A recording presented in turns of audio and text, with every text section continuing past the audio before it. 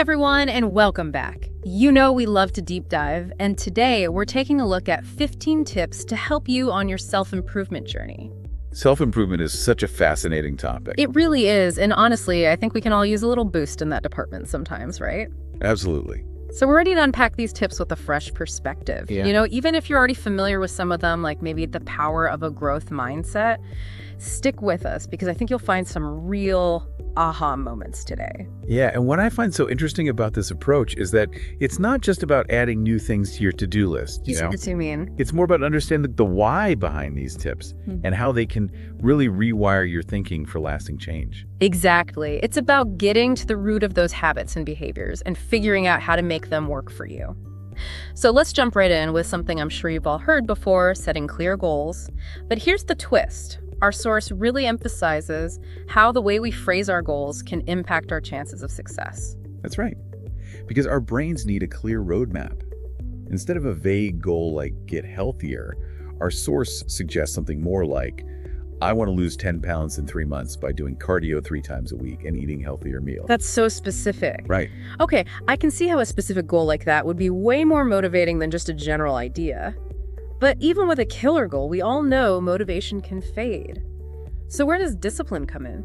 You got it. Discipline is like the bridge between your goals and the actions you take. It's about making those consistent daily choices, even when you're not feeling super inspired. And there's actually a really cool reason why discipline is so powerful. Okay, tell me more. Okay, so it actually taps into our brain's reward system. Wait, really? Yeah. So think about it this way. Yeah. When we consistently make choices that support our goals, even small ones, our brain releases dopamine. Yeah. And that's the feel-good chemical that's associated with rewards. So basically, discipline becomes addictive in a positive way. Wow, I've never thought about it like that before. Like we're actually training our brain to crave those positive actions. Exactly. It's a really neat trick. Now, even with discipline and clear goals, we're bound to encounter setbacks.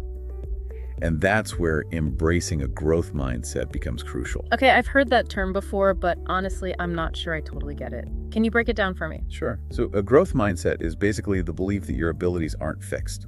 They can be developed through hard work and dedication. Challenges become opportunities to learn and grow instead of these huge roadblocks. So it's more about focusing on progress, not perfection. You got it. So for example, let's say you're trying to learn a new language. With a fixed mindset, you might get discouraged if you don't see immediate fluency. But with a growth mindset, every mistake you make is a chance to learn and get better. Oh, okay. I see the difference. I definitely tend to get frustrated easily when things don't click right away. It sounds like a growth mindset could be a game changer for me. It absolutely can be. And it's not just about individual skills. It can impact your whole approach to life. Challenges become less daunting. Setbacks become opportunities for learning. All right, so we've got clear goals, we're building discipline and embracing a growth mindset. What's next on our self-improvement journey? Well, even with the best mindset, we can still get caught up in negativity. Right. And that's where the power of gratitude comes in. Okay, gratitude. I get that it's supposed to be good for you, but sometimes it feels a little forced, you know? Yeah. Like just listing things I'm grateful for doesn't always shift my mood. I hear you. The key is to go beyond that surface level list. Our source suggests really reflecting on why you're grateful for those things. Like what feelings do they evoke? How have they impacted your life? Oh, okay. So instead of just saying, I'm grateful for my family, I might think about specific moments that made me feel loved and supported by them. Exactly. That deeper reflection can really have a profound effect on your brain. There are studies that show that practicing gratitude regularly can reduce stress hormones and increase feelings of happiness. Wow, I had no idea it had that kind of scientific backing. I'm definitely going to try that deeper reflection technique. I think you'll be pleasantly surprised by the results. It's not about denying challenges, but about intentionally focusing on the good in your life, even amidst difficulties. So we're cultivating a positive outlook with gratitude. What else can help us build that mental resilience? This might sound a little counterintuitive, but our next tip is all about embracing failure. Wait, what? Failure? Isn't that like the opposite of what we're trying to achieve? Think of it this way. Everyone experiences setbacks, right? But with a growth mindset, those failures actually become opportunities to learn and course correct. It's like turning lemons into lemonade. Exactly. Our source even quotes Thomas Edison, who famously said, "I have not failed. I've just found 10,000 ways that won't work." That's a pretty powerful way to look at it, don't you think? It really is. So instead of beating ourselves up over mistakes, we should be trying to analyze them, like what went wrong, what could we do differently next time? It's about turning failure into feedback. That's the idea. All right, so we're shifting our perspective on failure and turning it into fuel for growth. But realistically, most of us are pretty busy. How do we even find the time for all this self-improvement stuff? That's where tip number 6 comes in. Managing time effectively. Oh boy, time I management. know, right? But let's be real, we all have the same 24 hours in a day. Tell me about it. I know time management's important, but I've tried all the apps and planners and I still feel overwhelmed. What am I missing? It's not just about the tools, it's about your mindset. Our source highlights that time is our most valuable resource, so we need to treat it like an investment. An investment? What do you mean? Well, think about it. How you spend your time directly impacts your life. Are you investing it in activities that align with your goals and values, or are you spending it on things that don't really matter? That's an interesting way to think about it. I guess I could be more mindful of how I'm using my time, especially when it comes to those little distractions that suck up so much of my day. Exactly. And remember, this isn't about becoming some kind of productivity robot. Right. It's about making conscious choices, so you have more time and energy for the things that truly matter to you. Okay, so we're managing our time like pros and turning failure into feedback.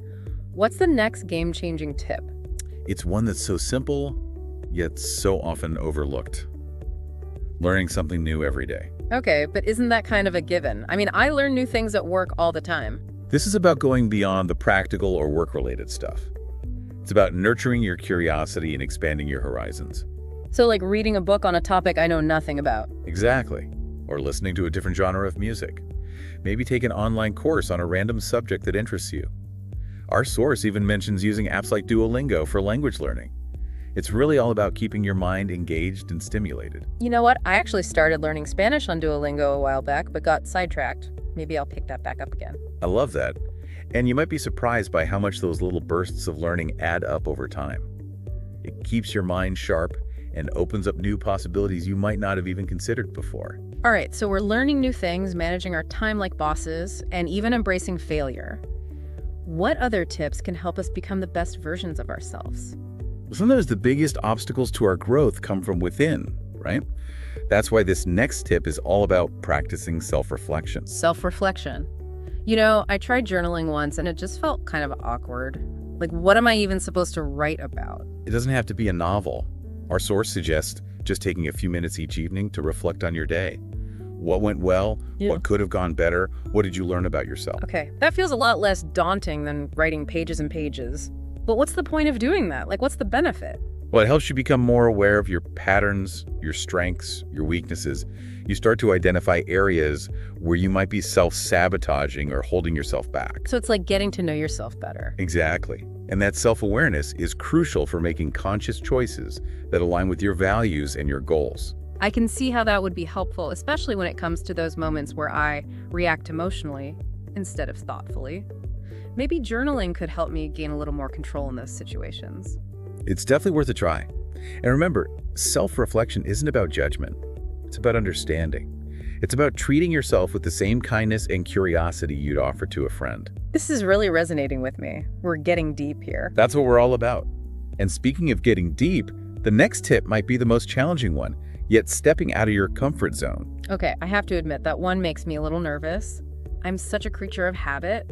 Change can feel really scary. Why is it so important to push past that fear? Because that's where the magic happens. Growth and transformation occur when we dare to do things that feel a little uncomfortable, even a little scary.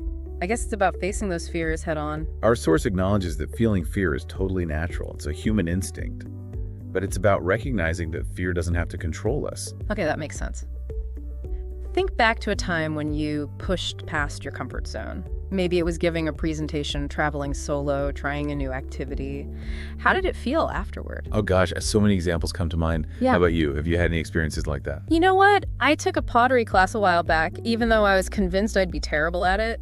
And surprisingly, I actually loved it. That's perfect. You challenged yourself and you discovered something new about yourself in the process. And I probably wouldn't have done it if I had let fear hold me back. Exactly. It's about reclaiming your power and realizing you're capable of so much more than you think. I love that. Okay, give me the next tip. I'm feeling brave now. All right. This one ties beautifully to stepping out of your comfort zone. It's all about building discipline. Now, I know it doesn't sound as exciting as, say, skydiving, but trust me, it's just as important for your personal growth. Okay, you've piqued my curiosity. Why is discipline such a big deal? Discipline is about showing up for yourself, even when motivation takes a backseat. It's about creating those daily habits and routines that support your goals, even on the days when you just don't feel like it. Yeah, I can see how that would be crucial for long-term success. But how do you actually build discipline? It feels like something you either have or you don't. Well, our source emphasizes that discipline isn't some magical quality. It's about consistency and systems. For example, if you want to start reading more, set aside 20 minutes each morning no matter what. Make it a non-negotiable part of your routine. So it's like those small, consistent actions that create the momentum for bigger changes. You got it. And here's another powerful idea. Discipline, like anything else, can be learned and strengthened over time. It's like working out a muscle. The more you practice, the easier it becomes. Okay, that makes sense. It's not about being perfect, it's about progress. Absolutely. And hey, remember how we talked about dopamine and the brain's reward system earlier? Well, discipline taps into that too. Really? Yeah. So I could actually start to crave those disciplined actions. Exactly. When you consistently show up for yourself, even in small ways, your brain rewards you with those feel-good chemicals. It's like creating this positive feedback loop. Wow, I love this reframing of discipline. It's not about deprivation, it's about empowerment and creating a life you love. Precisely. And speaking of creating a life you love, the next tip is all about focusing on one thing at a time. Isn't multitasking like the key to getting things done? I mean, we're also busy, right? Well, our source actually debunks that whole myth of multitasking. It turns out that when we try to do multiple things at once, our attention is divided, and we end up doing everything less efficiently. That's interesting. I've definitely noticed that when I try to juggle too many things, I just feel more stressed and less productive. Exactly. Our brains are wired to focus on one thing at a time. So instead of trying to be a multitasking superhero, embrace the power of single tasking. Okay, so like putting my phone away when I'm working on a project or giving my full attention when I'm having a conversation. Exactly. When you're fully present in each moment, you're not only more efficient, but you're also more likely to enjoy the experience. Okay, I'm willing to give that a try. Maybe single tasking is the secret to a calmer, more productive life. It might just be. And speaking of a calmer life, our next tip is all about taking care of your physical well-being. Okay, I know we all need to eat healthy and exercise, but I've heard it all before. Okay. What's the fresh perspective here? Well, our source emphasizes that self-care isn't just about checking off boxes, It's about creating a life that supports your overall well-being. So it's about more than just salads and gym memberships. Exactly. It's about finding ways to nourish your body and mind that feel good and sustainable for you. Like what? Give me some examples. Well, it could be as simple as drinking more water, getting enough sleep, or finding ways to move your body that you actually enjoy. Maybe it's dancing, hiking, taking a yoga class. It's about finding what works for you and making it a part of your daily routine. I like that. It's about making self-care a priority, not a punishment. Absolutely. And the benefits go far beyond just physical health. When you take care of your body, you have more energy, you feel better mentally, and you're more resilient to stress. This has been so insightful. I'm already starting to feel inspired to level up my self-care routine. What else can help us on this journey? Well, this next tip is about who you surround yourself with. Our source highlights a powerful quote. You are the average of the 5 people you spend the most time with. Think about that for a moment. Who are the people you're closest to? How do they impact your energy, your beliefs, your choices? Wow, when you put it like that, it really makes you think, I guess I haven't been as intentional as I could be about who I spend my time with. It's easy to fall into routines and social circles without really considering their impact on us. But surrounding yourself with positive, supportive people can make a huge difference in your overall happiness and success. So it's not just about avoiding negative people, it's about actively seeking out those who uplift and inspire you. You got it. Think about those friends or mentors who make you feel energized and motivated after spending time with them. Those are the relationships to nurture and prioritize. Okay, I'm ready to do a little social audit and see who's bringing the good vibes and who might be draining my energy. That's a great step. Yeah. And remember, you have the power to be that positive influence for others too. Be the kind of person you want to be surrounded by, supportive, encouraging, uplifting. This has been amazing. We've covered so much ground already, and I'm feeling super motivated to put these tips into practice. What's next? Well, we're just getting started. There are even more powerful tips to explore in part 2, of our deep dive into self-improvement. Can't wait. See you then. See you that day. Welcome back to our deep dive into self-improvement. We are ready for more. All right, well, so far we've talked about a lot of external factors like setting goals, managing time, building discipline. Right. But now I think it's time to shift our focus inward a bit. Ooh, I like where this is going. Yeah, so our next tip is all about connecting with your core values. You know, values are something I hear a lot about, but I'm not sure I totally grasp how they actually play into self-improvement. I think that's common. Yeah. Think of your values as your guiding principles. They represent what's truly important to you, the beliefs that shape your decisions and actions. Okay, so things like honesty, kindness, maybe even creativity. Exactly. Or for some people, it could be adventure, freedom, making a difference in the world. The key is to identify those values that resonate deeply with you, not what society tells you should be important, what actually matters to you. Okay, so how do we actually go about figuring out what our core values are? It takes some introspection. Ask yourself, what matters most to me? Think about the times you felt most fulfilled or aligned with your true self. What values were driving those experiences? That's a good question to ponder. I can already think of a few moments that really stand out. Once you have a clearer sense of your values, you can start making choices that are consistent with them. Right. And this can lead to a more authentic and fulfilling life. It's like living with intention, making sure your actions reflect your beliefs. Precisely. And when you're living in alignment with your values, you're more likely to feel a sense of purpose and inner peace. Okay, I'm starting to see how powerful this can be. This is really making me think about how my decisions, big or small, are either supporting or contradicting my values. It's a journey of self-discovery, and it can be quite empowering. Speaking of empowerment, our next tip is all about setting boundaries. Ooh, boundaries. That's a word that gets thrown around a lot these days. What does it actually mean in the context of self-improvement? It's about recognizing what we are willing to tolerate and what are not. It's about respecting ourselves and communicating our needs clearly and assertively. So it's about saying no to things that drain us or don't align with our values. Exactly. And setting clear expectations with others about how we want to be treated. Right. I can see how that would be so crucial for healthy relationships, but it can be so hard to say no, especially to people we care about. It is. It's definitely a skill that takes practice. But it's essential for self-respect and for creating a life that feels good to you. Sometimes setting boundaries can even strengthen relationships by establishing clear expectations and preventing resentment. That's a good point. So it's not about being selfish, it's about creating healthy dynamics. Exactly. Now, shifting gears a bit, our next tip focuses on forgiveness. Forgiveness. Oof, that can be a really tough one, especially when we've been hurt or betrayed. It can be. It's important to understand that forgiveness is not about condoning someone's actions or pretending that what happened didn't hurt. So it's not about letting someone off the hook. Not necessarily. Forgiveness is about releasing ourselves from the burden of anger, resentment, and bitterness. It's not about them, it's about us and our well-being. Yeah, it's like we're choosing to free ourselves from those negative emotions that are weighing us down. Exactly. It doesn't mean we forget what happened or that we have to reconcile with the person who hurt us. It's about choosing to let go of the pain so that we can move forward. And sometimes the person we need to forgive is ourselves. That's a really important point. We all make mistakes, and holding on to guilt and shame can be incredibly self-destructive. So forgiveness, both of others and ourselves, is like a key to unlocking inner peace and moving forward. I love that, yeah. Beautifully said. Now, building on that idea of letting go, our next tip is all about simplifying your life. Simplifying. I feel like that's something I'm constantly striving for, but it can be tough in our hyper-connected world. Like, where do we even begin? It definitely takes effort, but it's so worth it. Simplifying is about identifying what truly matters and letting go of the things that don't. So it could be decluttering your home, minimizing social media use, or even saying no to commitments that don't align with our priorities. All of those things, yeah.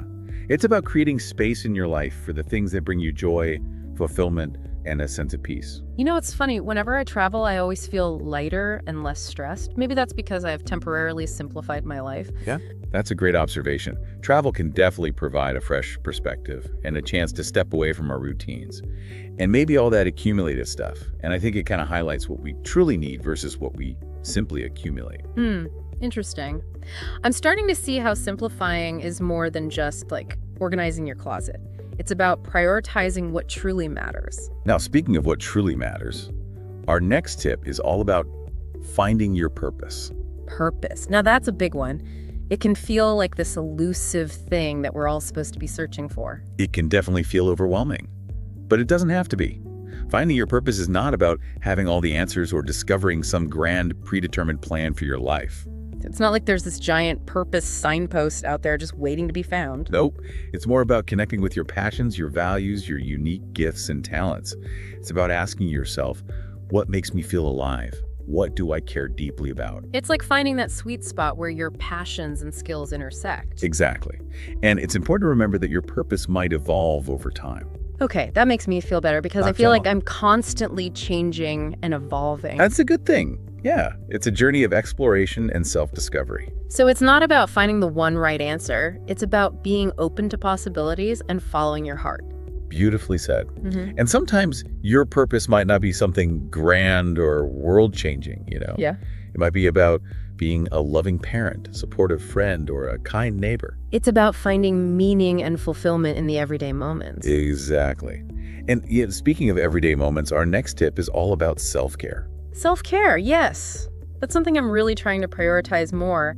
I used to think it was selfish, but I'm realizing it's actually essential for my well-being.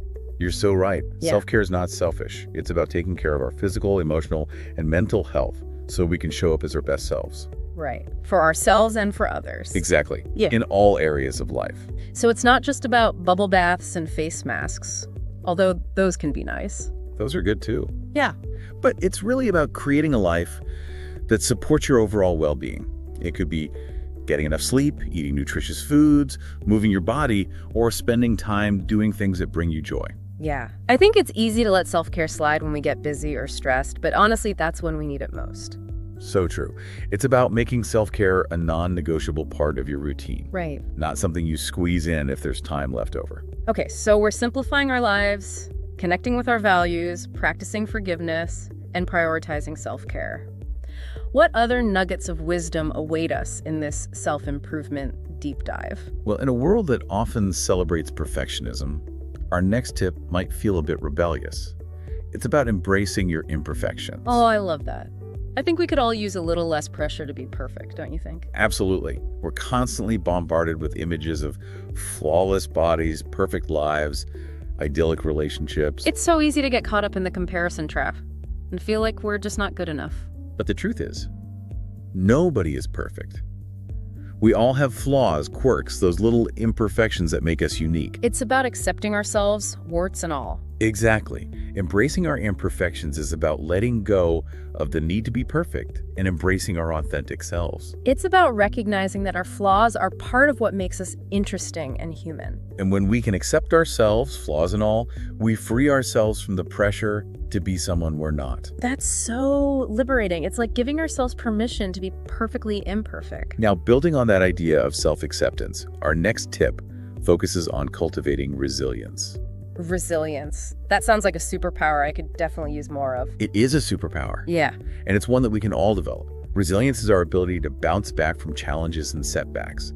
It's about having the strength and flexibility to adapt to change and overcome adversity. Yeah, life is full of ups and downs, so having that inner strength to weather the storms seems pretty essential. It is, and it's not about avoiding challenges altogether. Right. It's about having the tools and the mindset to navigate them effectively. Resilient people don't crumble in the face of adversity. They find ways to cope, learn, and grow from their experiences. Okay, so how do we actually cultivate resilience? Like, what are some practical steps we can take? It's a combination of factors: developing a growth mindset, practicing self-care, building strong relationships, finding healthy coping mechanisms for stress. So it's about having a supportive network, taking care of ourselves, and approaching challenges with a positive attitude. Yeah, all of those things. And recognizing that setbacks are a natural part of life and that we have the inner strength to overcome them. It's about believing in our ability to bounce back and even thrive in the face of adversity. So inspiring. It's like we're building an inner armor that can protect us from the inevitable challenges that life throws our way. Now, as we continue to build our resilience, our next tip encourages us to embrace the power of being present. Being present. That sounds simple enough, but I have to admit I often find myself dwelling on the past or worrying about the future. It's so hard to stay in the moment. It is. It's so easy to get caught up in our thoughts and to disconnect from the present moment. But the truth is, the present moment is all we really have. It's like that saying, yesterday's history, tomorrow's a mystery, but today is a gift. Exactly. Being present is about bringing our attention to the here and now, noticing the sensations in our bodies, the sights, sounds, smells around us, and the thoughts and feelings that are arising within us without judgment. So it's about tuning into our senses and experiencing each moment fully. Exactly. And when we're present, we're more likely to experience joy, gratitude, and a sense of peace. We're also more likely to make conscious choices and to connect with others in a more meaningful way. I'm starting to see how being present is not just about mindfulness, it's about truly living our lives. And speaking of making conscious choices, our next tip is all about following your intuition. Intuition. Isn't that just a fancy word for a hunch? It's more than just a hunch. Intuition is that inner voice that guides us, that tells us what's right for us. It's that gut feeling that we sometimes ignore or dismiss. What if our intuition is wrong, though? Well, it's true. Our intuition isn't always 100% accurate. But it's important to remember that our intuition is based on our experiences, our knowledge, our subconscious mind. It's often picking up on subtle cues that our conscious mind might miss. So it's like having a built-in guidance system, but we have to learn to trust it. Exactly. Following our intuition is about trusting ourselves and making decisions that feel aligned with our inner wisdom. It's about listening to that quiet voice inside and having the courage to act on it, even if it doesn't always make logical sense. And you might be surprised by how often your intuition leads you in the right direction, even if the path isn't always clear at the start. That's so cool. This has been such an insightful exploration of self-improvement. We've covered so much ground, from connecting with our values to following our intuition. I'm ready for the final stretch. I know, this is exciting. And in part 3, we're going to delve into even more tips. Ooh, even more. Even more. That can help you unlock your full potential and create a life you truly love. All right, can't wait. See you in part 3. All right, we're back for part 3 of our deep dive into self-improvement. I'm excited for this. Me too. I feel like we've already learned so much. I know, right? It's amazing how many different facets there are to self-improvement. Yeah, and we've talked about connecting with our values, setting boundaries, embracing our imperfections, being present, all these amazing things. So where do we go from here? Exactly. What else can we do to level up our lives? Well, I think a lot of the tips we've covered so far have been focused on ourselves, right? Like our own personal growth and well-being. Yeah, that makes it. But there's another really important aspect of self-improvement that we haven't touched on yet, and that's giving back to others. Giving back to others. I've always thought of self-improvement as something you do for yourself. I know, it seems a little counterintuitive at first. But actually, when we shift our focus from ourselves to others, we often experience a profound sense of purpose and fulfillment. Okay, I can kind of see that. Like when you do something nice for someone else, it makes you feel good. Exactly. And giving back doesn't have to be some grand gesture. It could be volunteering your time at a local charity. Oh, okay. Donating to a cause you believe in, or even just performing random acts of kindness. So it's those small but meaningful contributions that can make a big difference. Exactly. And here's the beautiful thing about giving back. It often creates a ripple effect of positivity. Okay, like how so? When we help others, we inspire them to do the same.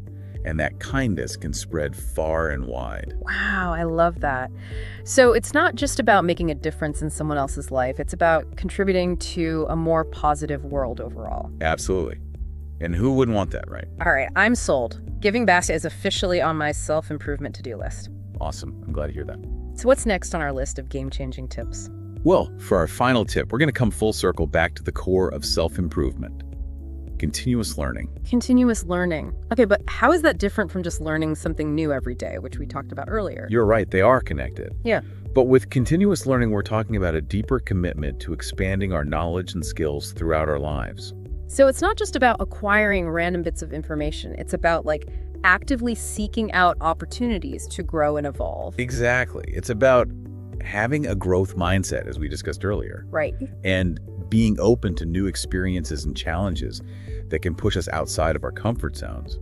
It's about recognizing that learning is a lifelong journey, not a destination. And that journey can take many forms, right? So many. It could be taking courses, reading books, attending workshops, even just having deep conversations with people who have different perspectives than our own.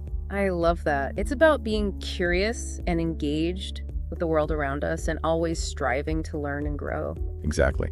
And, the beauty of continuous learning is that it keeps our minds sharp, helps us adapt to change, and opens up new possibilities that we might never have imagined before. This has been such an incredible journey. We've covered so much ground, from setting goals to giving back to others and everything in between. I'm feeling so inspired and motivated to keep working on myself. That's amazing to hear.